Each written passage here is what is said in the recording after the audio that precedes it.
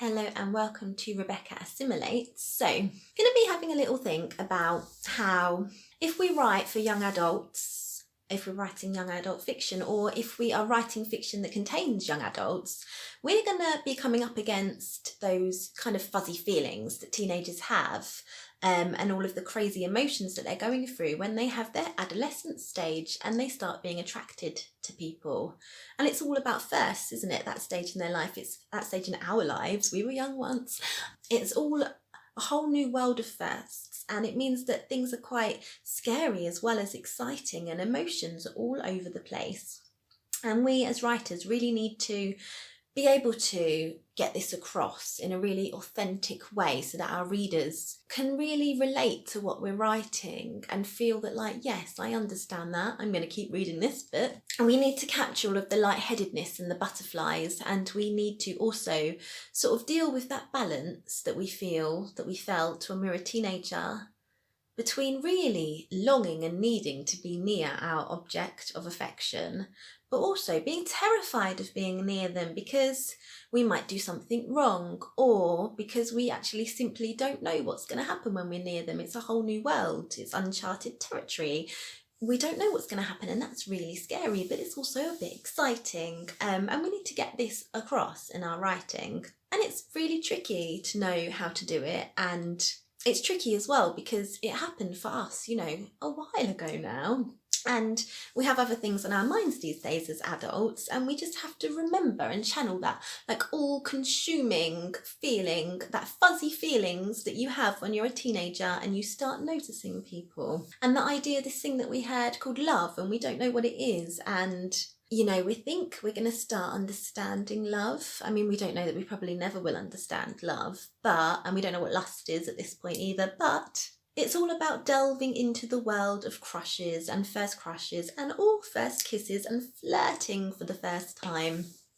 So I have 4 examples that have been used in successful works of fiction that sort of show different ways in which that fuzzy feeling for teenagers has been captured.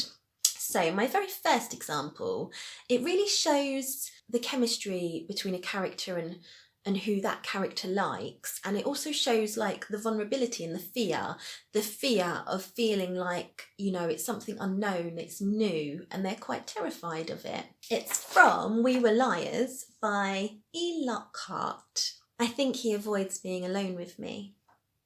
I avoid being alone with him too, because my whole body sings to be near him, because every movement he makes is charged with electricity. I kind of feel like, that seems really dramatic, but it's not dramatic if you're a teenager. Like, that person you fancy, like, you're kind of like living for them in that moment, and every move they make, and oh, have they looked at you? Yes, they have. Wow. Okay, so I feel like that captures that really well and really perfectly. My next example is, I think it's a really good, opportunity to inject a bit of humour into writing, and it delves into the vulnerable side of characters, but also it's quite nice to toy with the fact that when you're near the person that you're attracted to as a teenager, your brain just goes to mush. I'm not sure why, but like when you just can't think, you can't get words out. So this next quote really perfectly shows that. It's from Half Bad by Sally Green. And it's the main character. He's like in class, in school, he's not paying attention, he's just doodling. And the girl that he quite fancies has come along and has said something. And he's like, oh, okay, so that's a great picture. What? I stare at my sketch of a blackbird that has been pecking at crumbs on the deserted playground. But I have stopped thinking about the blackbird and the sketch. Now all I can think is, she spoke to me nicely. Then I think, say something. But all that happens is, say something, booms in my empty head.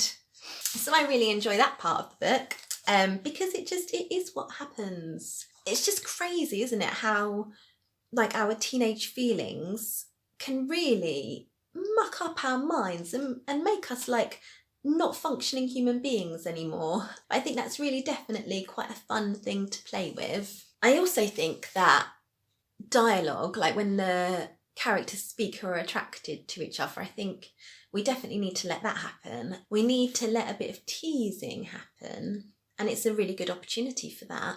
And it's going to show more, it's going to show about the characters and a bit of depth about them. It can have humour in it.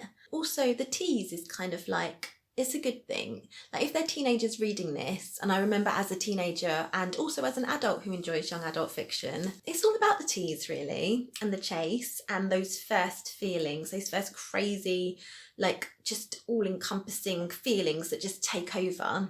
Okay, so it's from Eve by Anna Carey, and Eve has just met Caleb. He's the first male she's ever met. "You want to have intercourse with me?" I said matter-of-factly. The boy laughed, a loud, raucous laugh, his hand slapping the horse's neck. "I want to have intercourse with you," he repeated, as if he hadn't heard it right the first time. "That's right," I said more loudly, "and I tell you now I will not let that happen. Not even if," and I searched for the right metaphor, "I was the last man on earth." He looked out at the vast, unpopulated landscape and flashed a mischievous grin. So I think that's quite a nice bit of dialogue, the first dialogue that these two characters have together. And at this point, you don't know that they've got feelings for each other, but you're definitely hoping that things are going to develop. And yeah, it's just, it shows their vulnerability.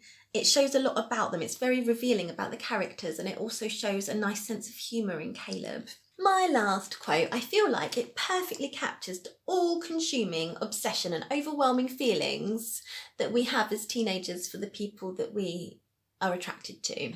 It happens to be from Twilight by Stephanie Meyer, and obviously I couldn't do this without quoting something from Twilight. And Bella is sitting with Edward, her school crush, and he's a vampire, if you didn't know. And the thing is, it's going to be dramatic because he's a vampire, but the thing is, he doesn't need to be a vampire. Like, I think she'd probably feel quite close to this, or any girl would feel quite close to this if the person that they liked was right next to them. Okay, so here is the quote. "I don't know how long we sat without moving. It could have been hours. Eventually, the throb of my pulse quieted, but he didn't move or speak again as he held me. I knew at any moment it could be too much, and my life could end so quickly that I might not even notice. And I couldn't make myself be afraid. I couldn't think of anything except that he was touching me."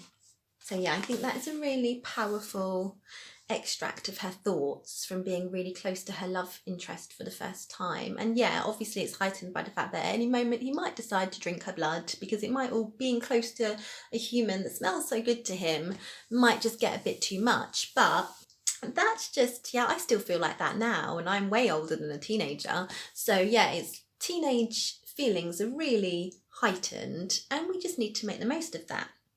So to summarise, when we write fiction for young adults, or we write fiction that contains teenagers, we are going to deal with that fuzzy feeling and everything that comes with it, and we really need to try and channel and put some thought into and give some depth and some real reality to what we write, and channel our inner teenage selves so that we can do it justice. And that's it for today.